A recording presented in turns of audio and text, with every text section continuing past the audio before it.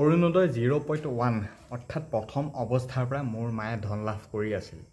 মানে কথাটো হ'ল মোৰ মা এগৰাকী বিধৱা বা সেই ভিত্তিত ক'বলৈ গ'লে মোৰ দেউতা নাই।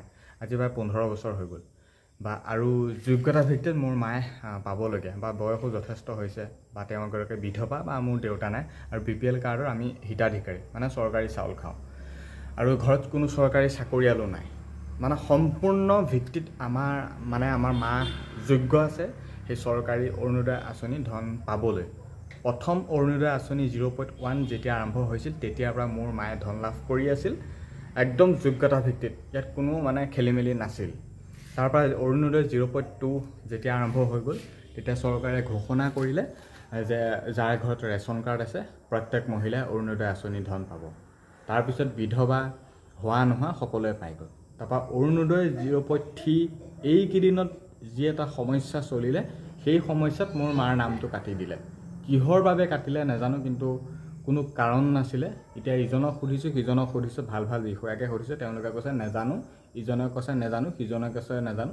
জানিব কোনে? এতিয়া জানিব কোনে?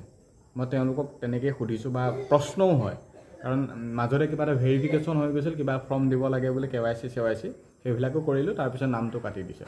সম্পূৰ্ণ যোগ্যতা থকা স্বত্তেও মোৰ মাৰ নামটো কাটি দিলে কিয় নাজানো। আৰু আমাৰ গাঁৱত এনেকুৱা বহুত মহিলা আছে নাম কাটি দিছে, আৰু আমাৰ গাঁও বুলি নহয় এইবাৰ অসমৰ এনেকুৱা বহুত লাখ মহিলাৰ নাম কাটা হৈছে বা সেই নিউজ বা খবৰসমূহ সকলোৱে পাই আছে।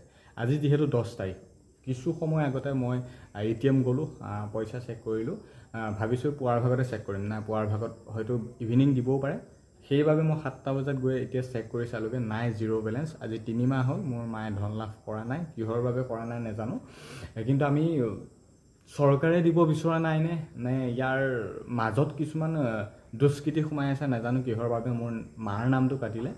বাকী বাইদেউ এগৰাকীক সুধিছিলোঁ, তেওঁ কৈছে ছেপ্টেম্বৰ 10 তাৰিখ মানৰ পৰা সোমাই যাব, কিবা ডিজিটাইজেশ্যন চলি আছে, বাকী ভেৰিফিকেশ্যন চলি আছে, কিবা খেলি মেলিৰ কাৰণে সোমোৱা নাই, চিন্তা কৰিব নালাগে, ছেপ্টেম্বৰ 10 তাৰিখৰ পাছৰ পৰা সোমাব বুলি কৈছে। যদি সোমাইতো ভালেই, কিন্তু ছেপ্টেম্বৰ 10 তাৰিখলৈকে দেৰিও আছে। যি 3 মাহৰ পইচা সোমোৱা নাছিল, বাকী ছেপ্টেম্বৰলৈতো আৰু 3 মাহ হৈ যাবগৈ।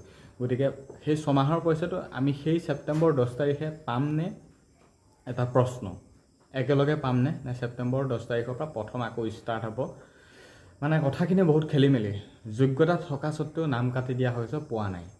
কিহৰ বাবে তেনেকুৱা হৈছে এইটো গম পোৱা নাই, কিন্তু যিমানখিনি বিষয়ে সুধিছোঁ তেওঁলোক জনা শুনা ব্যক্তিয়ে এটা পদত তেওঁলোক অন্তৰ্ভুক্ত পোষ্টত আছে, তথাপিও তেওঁলোকে কৈছে আমি নাজানো। গতিকে এতিয়া তেওঁলোকেই নাজানে কিহৰ বাবে। আৰু বাকী ইমানখিনিয়ে কথা আছিল। খালি আজি যিহেতু 10 তাৰিখ, ভিডিঅ'টো এইটো কাৰণে প্ৰস্তুত কৰিলোঁ, আজি 10 তাৰিখৰ দিনটোতে বহুত মানে সকলোৰে একাউণ্টত পইচা সোমায়, কিন্তু আজি তাৰিখত এনেকুৱা কাৰ হ'ল একাউণ্টত পইচা সোমোৱা নাই। মোৰ মাৰ সোমোৱা নাই, আৰু আমাৰ গাঁৱতো প্ৰায় লাইন লাগি আছে, প্ৰায় একাউণ্টত মানে নাম কাটি দিয়া।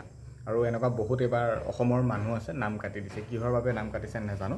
কিন্তু আমি শুধৰণি বিচাৰিছোঁ যোগ্যতাৰ ভিত্তিত। যিহেতু আমি প্ৰথম অৰুণোদয় ফাৰ্ষ্ট আৰম্ভৰ পৰা মোৰ মায়ে পাই আছিল, কিন্তু আজিৰ তাৰিখত নাম কাটি দিছে। গতিকে কেনেকুৱা কি হৈছে নাজানো, আমি বিচাৰিছোঁ আৰু সিমানে কথা। খালি আমি যোগ্যতা আছে বা যোগ্যতা ভিত্তিত বিচাৰিছোঁ, বাকী বেলেগটো ইয়াত নতুনত্বটো একো হোৱা নাই বা হ'বগৈ নালাগে। বাকী আশা কৰোঁ নেক্সট মাহত পাম বুলি।